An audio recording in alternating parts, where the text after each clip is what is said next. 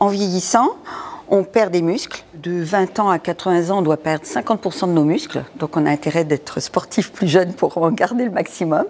On perd des os, on perd certains sens, le goût.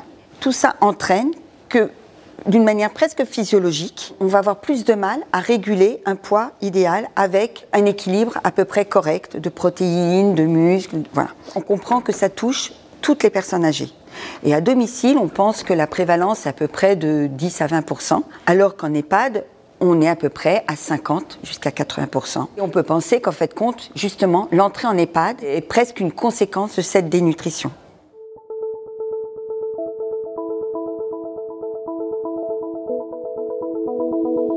On a des petits tests qui permettent de savoir si on est sujet à la dénutrition, qu'on appelle le MNA. Tous les résidents qui rentrent ont un bilan nutritionnel. Donc on va les peser, on va vérifier leur prise de sang. S'ils n'en ont pas eu, on fait un bilan complet. On vérifie bien sûr l'albumine, mais on vérifie aussi la vitamine D, les folates, enfin plein de vitamines qui nous aident à savoir si, en fait, compte, on est à peu près équilibré au niveau nutritionnel à l'entrée, mais aussi retour d'hospitalisation, ou quelqu'un qui a beaucoup plus de troubles de comportement, ou après une fracture. Aussitôt, on refait un suivi plus important pour essayer justement de lutter contre ce risque de nutrition ou d'aggravation. Et puis, on fait un suivi alimentaire. Qu'est-ce qu'ils mangent dans le réel? On leur propose quelque chose, mais qu'est-ce qu'ils mangent? Et ça nous permet d'avoir un bilan. On recommence un mois après et on fait le point et on voit ce qu'on peut mettre en place.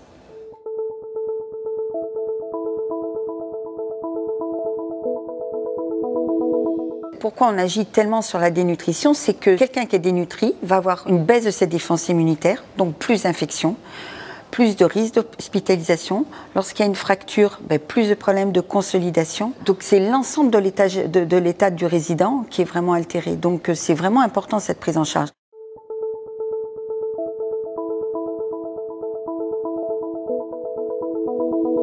Lorsqu'il y a une perte d'appétit ou une perte de poids, on va rechercher un problème organique au début, donc le médecin traitant ou moi-même. Ensuite, un côté psychologique, donc la psy intervient, et puis aussi la motricité, l'intervention du kiné, essayer de peut-être mobiliser un peu plus pour donner de l'appétit et avoir envie de manger. Et puis, bien sûr, les soignants, aider à la prise, adapter la texture. De toute manière, c'est un travail d'équipe. Quel que soit le sujet abordé en EHPAD, c'est toujours un travail d'équipe. Et sans les soignants, ce travail ne se fait pas. C'est eux qui sont la pierre angulaire de notre travail. Et sans eux, il n'y a pas d'EHPAD.